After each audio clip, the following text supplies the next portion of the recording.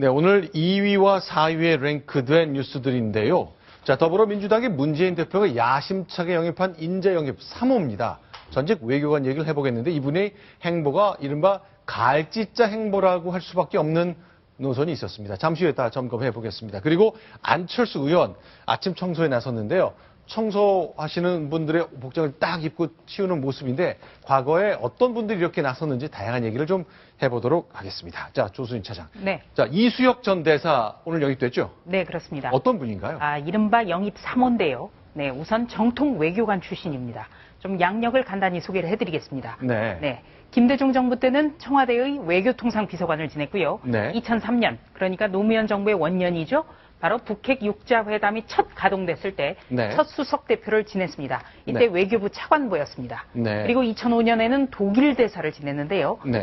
독일 대사로서 굉장히 이수혁 대사의 이름이 널리 알려진 사건, 바로 이 노무현 전 대통령, 당시 대통령이 한나라당과의 연정을 제안해서 아주 정가에 큰 폭풍을 일으킨 직후 바로 독일식 대연정 보고서를 제출을 합니다. 당시에 노무현 대통령은요, 아주 감명 깊게 읽었다면서 이 보고서를 기자를 포함해서 한 3만 명에게 이메일로 배포를 했습니다. 자, 그러니까 뭐 어차피 독일 대사로 가서 독일이 어떤 정치를 하고 있는지를 관찰하고 관련된 보고서를 쓰는 거 뭐 대사의 업무라고 할 수는 있겠습니다만 어쨌건 정치적으로 굉장히 민감한 시점에, 왜냐하면 이 당시에 노무현 대통령이 지금 이제 야당 대표였던 박근혜 대통령에게 우리 연정합시다 그래서 막 뒤집어졌었잖아요. 네, 그렇습니다. 그래서 그때 한나라당에서 극하게 반발을 했고요. 그런데 이 사건 직후에 바로 또 독일에서의 당시 총선에서 연정이 있었고 연정을 통해서 승리를 거뒀다. 이런 내용의 아주 보고서를 제출을 했었던 겁니다. 그래서 끊임없이 노 대통령이 연정에 대한 생각을 거두지 않고 있다는 분석이 나왔고요. 이 뒷받침을 한 게 바로 이수혁 대사였습니다. 그리고 2011년에는 바로 박근혜 당시에 박근혜 의원의 싱크탱크에 합류를 합니다. 대선 직전이었고요. 그리고 또 2012년 4월 총선 직전이었습니다. 그래서 자, 지금 보이는 저 사진 속 왼쪽의 동그라미 아닌데요.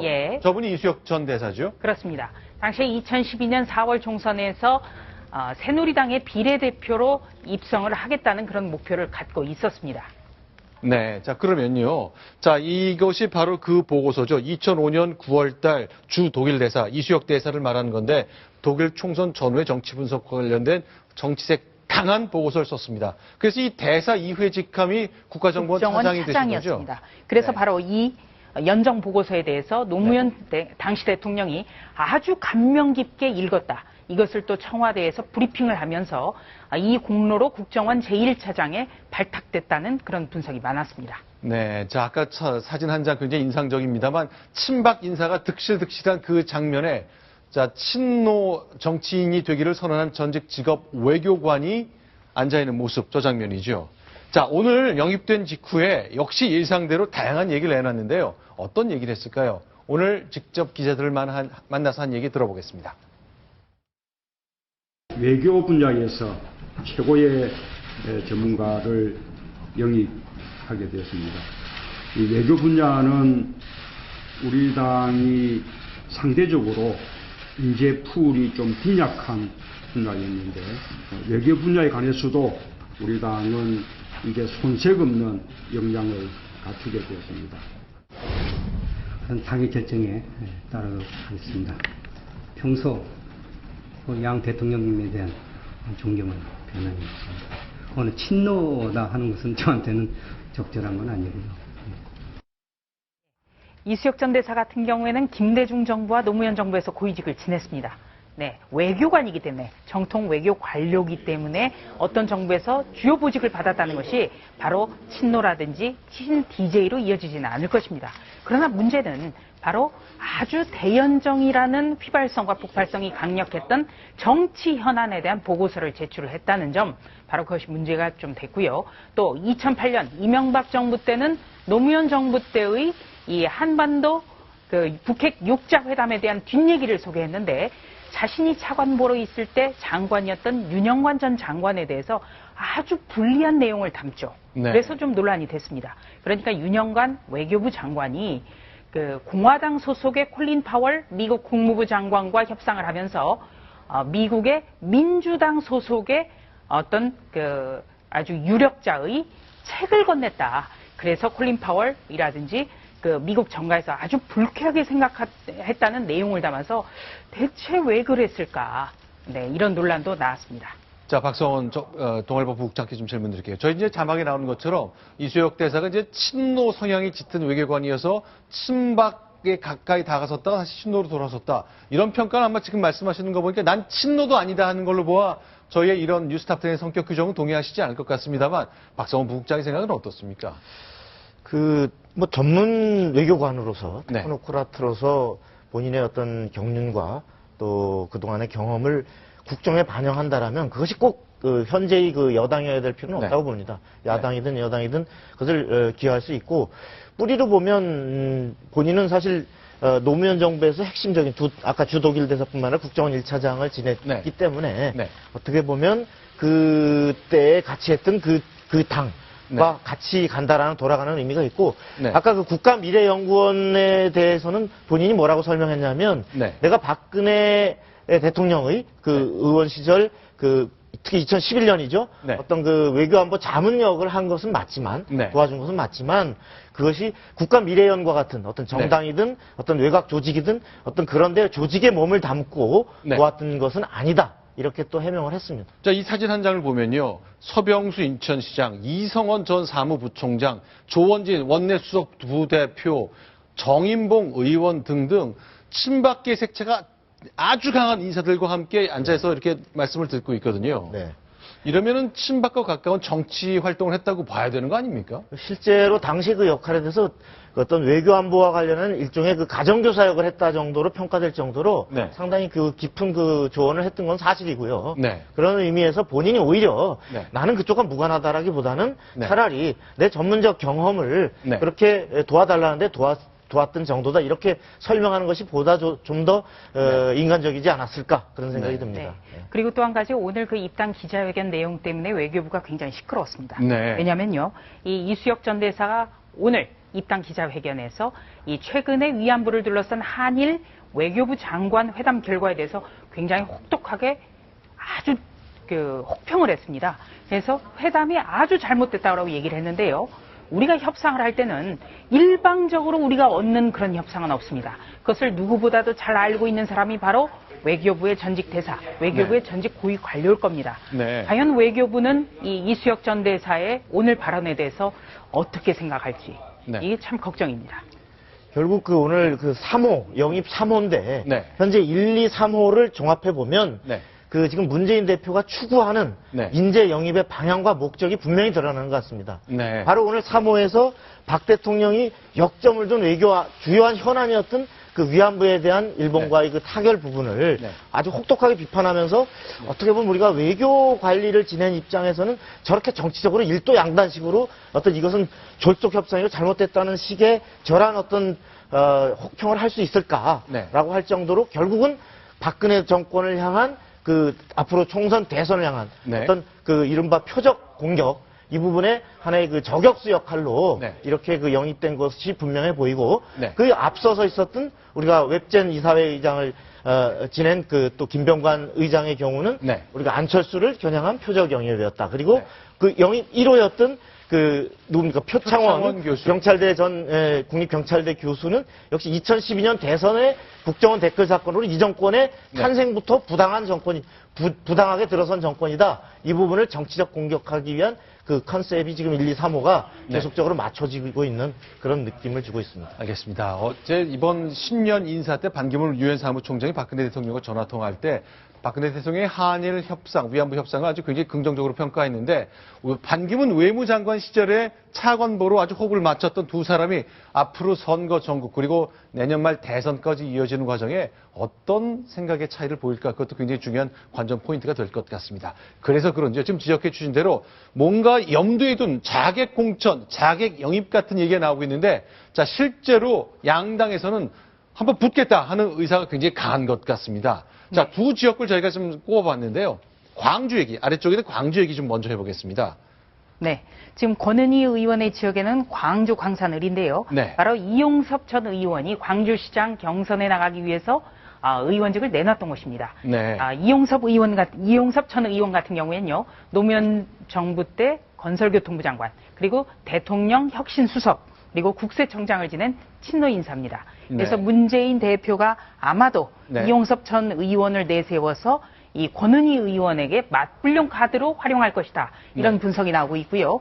네. 그 2호와 3호, 네. 이 김병관 웹젠 의장이라든지 이수혁 전 국정원 제1차장의 고향이 전북 정읍인데요. 네. 바로 안철수 의원과 함께 하겠다면서 탈당한 네. 전 전북도당위원장인 유성엽 의원의 지역구가 전북 정읍이라는 점. 네. 이것 때문에도 아마 표적 공천이 이루어질 수 있다. 이런 관측이 높습니다. 일단 권은희 의원은 천정배 의원과 함께하겠다는 뜻을 밝혔지만 결국 뭐 쉽게 예상할 수 있겠습니다만 총선에 이르는 과정에 안철수 의원이 구상하는 신당과 뭐 가까이의 가능성이 대단히 높기 때문에 이렇게 저희가 구분을 해봤습니다만 그러면 이제 저 수도권에서는 적당하게 좀 후보들 간에 연대나 그런 형식이 나올 것으로 예상하는 분들이 많습니다만 적어도 호남 지역만큼은 뭐 이렇게 1대1로 세게 붙을 가능성이 높아 보이는. 호남에서는 무조건 1대1, 호남에서는 무조건 다 나가는 구도고요. 네. 수도권 같은 경우에 아마도 더 민주 같은 경우에는 이 김한길 전 대표라든지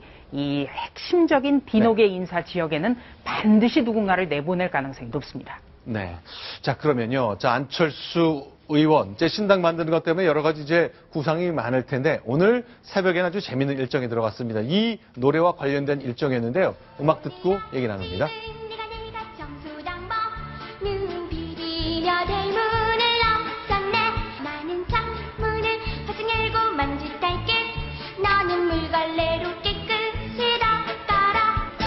네, 오늘의 청소 당번을 자임한 분 안철수 의원인데요. 그 영상 같이 보면서 얘기해 보겠습니다. 새벽 청소에 나섰습니다.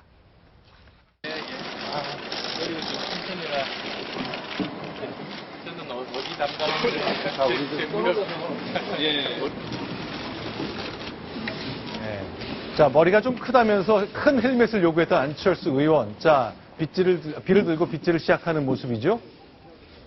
네, 담배 꽁초도 줍는 모습 보이고요. 자, 들러붙은 찌라시 같은 저 홍보 전단 뜯는 것도 보였고요. 네, 안철수 의원이 새해 들어서 처음으로 선택한 민생 행보는 네. 이 환경 미화원들과 함께 청소를 하고 함께 아침을 먹는 그런 일정이었습니다. 네, 그런데 이제 이 상징성을 많이 갖고 있는 말인 것 같아요. 자, 여의도도 깨끗하게 청소하겠다 이런 생각을 밝혔다는 건데, 자, 오늘 내가 첫 행사로 청소부 역할을 한 것, 여의도 낡은 정치를 쓸어버리겠다 이런 메시지를 담고 있는 거라고 봐야 되겠죠. 네, 항상 이 새해가 들어서 유력 정치인들이 바로 이 환경미화원분들과 청소를 하는 것 가장 낮은 자리에서 우리 사회를 정화한다는 그런 측면도 있고요. 또 새로운 정치라고 구태 정치를 쓸어내겠다라는 그런 의지도 담고 있습니다. 네, 그러니까 과거에도요, 다른 정치인들, 그리고 이제 공직선거에 출마하는 인사들, 다양하게 비슷한 이제 청소 활동 했거든요. 어떤 정치인들이 했을까? 저희가 영상을 몇 가지 준비해 봤습니다. 그 보면서 과거 얘기 좀 돌아가 보겠습니다. 네, 지금 보는 거 정몽준 전 서울시장 후보였는데, 자, 여름철이었으니까 좀 반팔 환경미화복 입은 모습 보입니다.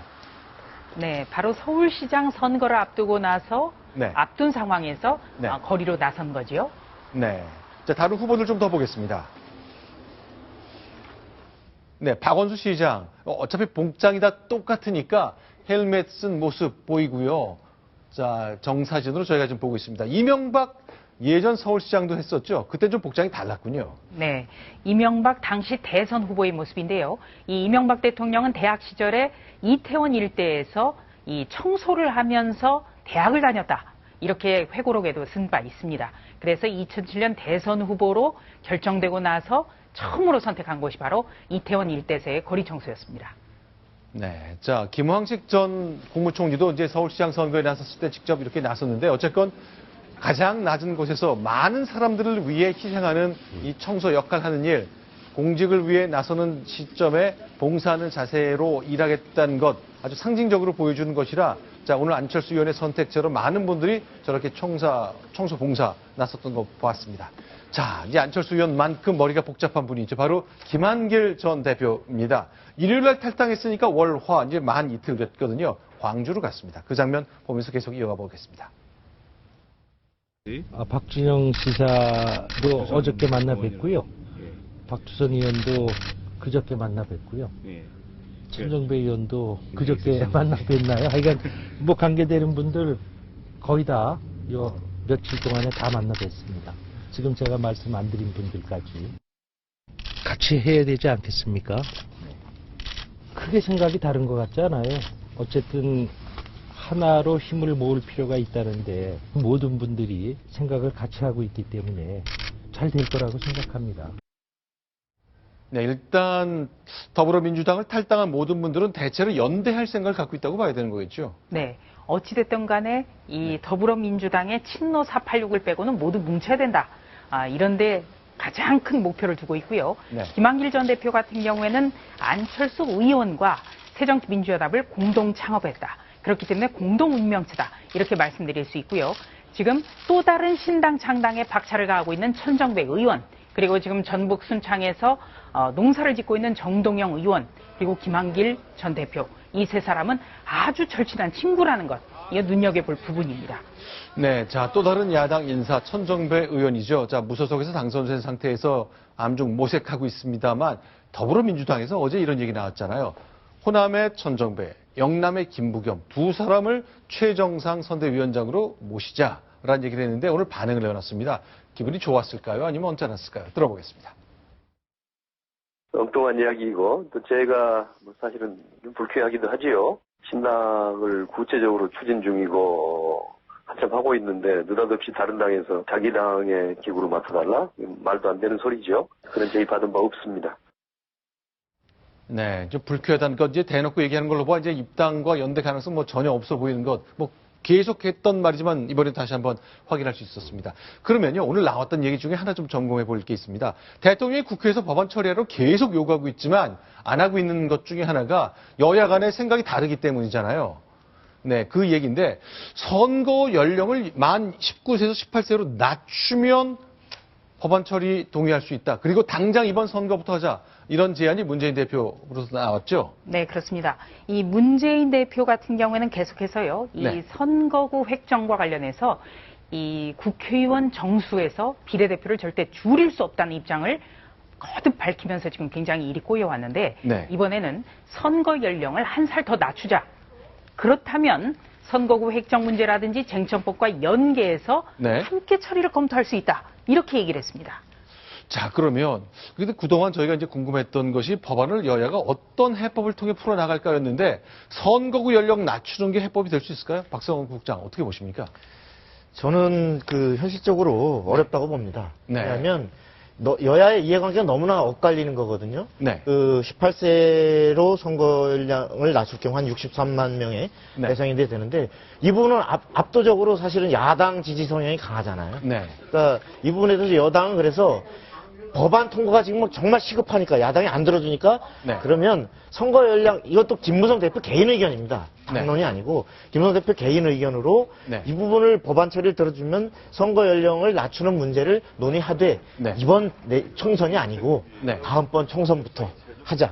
네. 상당히 그 장기적인 롱텀을 두고서 얘기했는데 야당은 문재인 대표는 만일에 하려면 네. 이번 총선부터 하고 법안과 같이 한다면 우리가 응할 의사가 있다. 그러나 그렇지 않고 법안 처리만 요구한다면 이건 불가능하다라는 입장이기 때문에 우선 접근이 현실적인 이해관계가 너무 엇갈리고 또 하나는 네. 지금은 사실은 선거구 획정이라는 당연하게 그어야 될 그 선거구 획정안을 여야가 지금 기한을 넘겨서 선거구가 없는 입법 공백 상태입니다. 네. 이런 상태에서 당장 선거가 자체가 지금 합법성이 문제시되는 이런 상황에서 아까 네. 이해가 엇갈리는 저런 새로운 제도의 도입을 지금서 논의해서 연계시킨다는 것은 사실상 어려운 얘기다. 이렇게. 근데 좀 궁금한 게 제가 이 소식을 처음 들었을 때 뭐 며칠 전부터 여건, 야건 각각 제안을 한 적이 있는데 선거법상 투표 연령을 한 살 낮추면 법안 처리가 가능하다면 안 낮추고도 가능했던 거 아닌가요? 이게 낮춰야만 가능하다는 건지 낮추지 않으면 그냥 어차피 지금 상태에서 논의된 조금 더 할 수도 있는 건데 좀 다른 것 때문에 늦추고 있는 건지 이 여야 정치권들의 마음을 이해할 수가 없네요. 그러니까 문재인 대표가 지금 하는 얘기가 네. 아니 그렇게 해서 들어줄 수 있는 거면 네. 법안과 연계시키지 말고 다음 선거부터 하려면 법안 처리 못하고 네. 그렇지 않고 법안과 상관없이 한다면 이번부터 해달라 이겁니다. 그래서 네. 현재 그 아까 이거나 아니면 다른 법안을 자꾸 연계시키는 여당의 태도도 자꾸 이게 선거 획정이 늦춰지게 하는데 그 상당히 문제가 되고 있는데 획정안은 획정한 대로 조속히 빨리 타결을 하고 그리고 네. 다른 현안들을 논의하는 것이 순서인 것 같습니다. 네. 전혀 관련 없는 사안을 연계해서 네. 주고받거니 이렇게 하려고 하니까 우리 정치가 욕을 먹는 겁니다. 네. 굉장히 없어져야 될 그런 그 태도고요. 또 그리고 만 18세 인구가 지금 63만 명 정도 된다. 네. 그렇다면 이 사람들을 포함해야 유리해진다. 이것도 아주 이상한 태도죠. 네. 예, 오히려 네. 이 선거 연령을 낮추지 않더라도 네. 오히려 중장년층까지 끌어들일 수 있는 정책이라든지 비전을 내놓는다면 네. 그게 훨씬 효율적이지 않겠습니까? 네. 보통 이제 만 19세에서 투표한다는 게 이런 거거든요. 이제 재수를 하지 않고 대학교에 들어갔을 때 대학교 1학년 생일을 맞으면 그때부터 투표권이 있는 건데 만 18세로 낮출 경우에는 고3 학생들이 생일을 맞으면 그때부터 투표할 수 있는 겁니다. 자, 주위에 고3 자녀들이나 주위에 있으시면 한번 보십시오. 그 아이들이 이제 투표할 수 있게 된다. 그런 건데 저희가 오늘 카카오톡을 통해서 또 시청자 여러분께 의견을 여쭤봤어요. 자, 여러분들은 과연 18세로 낮추는 문제 어떻게 생각하시는지 저희가 몇 분 얘기를 좀 골라봤습니다. 소개해드리겠습니다. 자, 고3 입시 준비에도 바쁜데 정치에 신경 쓰게 해서 몇 표 더 얻으려고 그런 꼼수를 쓰는지 모르겠다. 뭐 여야 공이다 이런 얘기에 적용될 것 같습니다. 민법에는 미성년자는 만 19세로 규정되어 있지 않나요? 이러다간 초등학생도 점점점. 그런데 백성훈 변호사님, 네. 현재 민법상의 만 19세를 이제 성인으로 규정하는 것하고 정치적 투표하는 연령하고는 분리가 좀 가능한 거죠? 분리가 충분히 가능한 건데요. 이제 네. 이게 뭐 나중에 장기적으로 봐서 뭐 참정권을 확대하는 측면으로 뭐 18세까지 낮추는 거에 대해서는 저도 뭐 그 어느 정도 동의는 하는데 네. 지금 이게 18세를 낮추자는 취지가 당장 앞에 있는 선거에서 조금이라도 유리하고자 하는 측면이지 네. 18살로 낮추는데 어떤 의미가 있고 그럼 이 학생들에게 어떤 피해가 있고 또 어떤 또 긍정적인 기능이 있는지를 정확하게 검토하고 진행하고 있는 게 아니기 때문에 그러니까 어찌 보면 의도에 좀 문제가 있다라고 봐야 될 것 같네요. 네, 조금 더 소개해드려 보겠습니다. 이제 네 분의 의견을 저희가 좀 소개해드리겠는데요. 그러니까 무슨 종용이라는 카톡 아이디를 쓰는 분인데 선거 연령을 낮추지 않으면 법안 통과는 물 건너 간 거다. 법안 통과도 흥정하는 것 같다. 씁쓸하다. 이런 반응도 주셨고요. 자, 문재인 대표 선거 연령이 낮아지면 자기들한테 표가 몰릴 것으로 착각하지 마시라고 전하시오라는 최근 뭐죠? 100세 인생? 뭐 그걸 패러디한 가사인 것 같습니다만 이제 오늘 뉴스에 대해서 그렇지만 며칠 전에 새누리당도 낮추자는데 먼저 제안을 한 적이 있기 때문에 뭐 이런 말씀이 새누리당에도 좀 비슷하게 적용이 될 수 있지 않을까 생각이 드네요. 왠지 김무성 대표가 네. 법안은 청와대 요구도 있고 이거 정말 해야 되겠는데 야당이 전혀 뭐 미동도 안 하니까 네. 사실 개인 의견으로 네. 그걸 야당이 요구하는 선거 연령 문제를 다양한 방법을 한번 논의해 보자 이렇게 사실 개인 의견으로 고리를 깬 건 있습니다만 네. 당론으로는 분명하게 이것은 연계시킬 수 없다는 것이고 오늘 원유철 원내대표도 다시 분명히 이걸 했습니다. 근데 네. 이 지금 그 선거 연령 문제는 입법 정책상의 많은 여러 가지의 영향을 고려해서 신중하게 해서 선택을 할 수 있는 문제입니다. 필요하면 낮출 수도 있고 네. 그대로 유지할 수도 있는데 문제는 지금 사실 월드컵 여기 해서 지금 시간이 돼서 경기를 시작해야 될 시간이 지났습니다. 선수 입장 네. 하고 있는데 지금 여기서 뭐 이번에 이 핸들링을 뭐 규칙을 바꿉시다 뭐 아니면 옵사이드를 뺍시다 이런 규칙을 지금 바꾸자라는 논의를 지금 운동장의 앞에서 하고 있는 꼴이에요. 지금 네. 지금 당면한 것은 여기 선이 다 그어져 있고 이제 선거구 획정을 빨리 해서 게임에 들어가야 되는 시간이 지났는데 지금 이런 상황에서 자꾸 네. 저렇게 여야가 득실을 따지는 건 국민 보기에 아주 민망한 상황인 것 같습니다. 자, 알겠습니다. 이 정도 정리하겠는데 오늘도 또 다시 들어온 소식 중에 하나가 비서관 월급을 상납받은 의원이 또 있다는 거죠? 네, 그렇습니다. 네. 더불어민주당의 이모키 의원 이야기인데요. 이모키 의원은 2012년에 이 5급 비서관으로 A씨를 고용을 했는데요. 네. 이제 고용을 한 뒤에 6급으로 채용을 했어야 됐는데 5급으로 잘못 채용했다. 그러니까 월급의 차액인 한 100만 원가량을 매달 반환하라 이렇게 지시를 했습니다. 네. 그러면서 그러니까 육급 비서관에 딱 맞는데 높은 자리 줬으니까 월급 차액 내놔라 그런 얘기죠? 네, 그러면서 2년간 월급을 상납하면 4년 동안 고용을 보장하겠다 이런 얘기까지 했다고 A씨가 한 언론에서 밝혔는데요. 그러면서 5달 동안 100만 원씩을 상납해서 총 500만 원을 상납을 했습니다. 일단 기사를 보면은 그 월급 차액이 월 120인데 은행으로 송금하겠다 그랬더니 그냥 현금으로 하면 깎아주겠다 해서 그렇습니다. 100만 원 받았다는 건데 네. 5달 받고 이제 멈춘 상황입니다만 일단 이목희 의원은 난 몰랐었다 이렇게 얘기했죠. 네, 근데 이 A씨가 네. 문제제기를 했던 부분이 이목희 의원의 동생이 4급 비서관으로 4급으로 채용이 돼 있었는데 이제 그쪽으로 이 돈이 들어가는 거 아니냐라고 강력하게 항의를 했다가 네. 이제 문제가 생기면서 사퇴를 했거든요. 네. 그 이후에 네. 선관위에 이 보좌관을 고발하는 등 여러 가지 이제 사건이 진행이 됐습니다. 일단 이목희 의원 그 본인 해명 한번 직접 들어보겠습니다. 어떤 설명을 내놓을까요?